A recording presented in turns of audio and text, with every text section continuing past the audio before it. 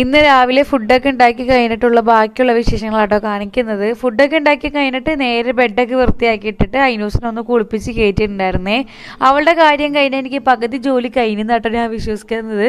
പിന്നെ രാവിലെ ഉണ്ടാക്കിയ ഫുഡിൻ്റെ പാത്രങ്ങളൊക്കെ കഴുകാനുണ്ടായിരുന്നു. അതൊക്കെ നേരെ കഴുകി വെച്ചിട്ട് തിണ്ണപ്പുറവും ഗ്യാസ് സ്റ്റൗവൊക്കെ ഒന്ന് തുടക്കുന്നുണ്ട്. ഞാൻ ഡെയിലി തുടക്കാറുണ്ട് കേട്ടോ. കാരണം അതിൽ കുറച്ചെങ്കിലും വെള്ളം ഇരുന്നാൽ നമുക്ക് ഗ്യാസിൻ്റെ അടുപ്പ് ചീത്താൻ വേഗം ചാൻസ് കൂടുതലാട്ടോ. അതുമാത്രമല്ല എനിക്ക് ഇങ്ങനെ മിസ്സായി കിടക്കുന്ന തീരെ ഇഷ്ടമല്ല അടുക്കള പൊട്ടേറെ കേട്ടോ.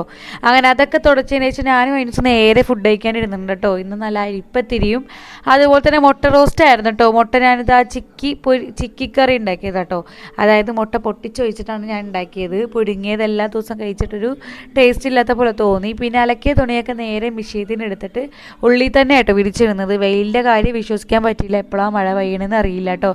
അതുകൊണ്ട് തന്നെ ഉള്ളിൽ തന്നെ വിരിച്ചിട്ടതിന് ശേഷം ഞാൻ നേരെ തുടച്ചെടുക്കാമെന്ന് ഓർത്തു കേട്ടോ അകവും വരെയൊക്കെ. കാരണം അതിന് ദിവസം ക്രീമൊക്കെ കൊട്ടിയതിന് ശേഷം ഞാൻ അടിച്ച് വാരിയില്ല. അതുകൊണ്ട് നേരെ തുടച്ചിടാമെന്ന് ഓർത്തു. അപ്പോൾ ഹാളൊക്കെ തുടച്ച് റൂമൊക്കെ തുടച്ച് എല്ലാ സ്ഥലങ്ങളും തുടക്കുന്നുണ്ട് കേട്ടോ.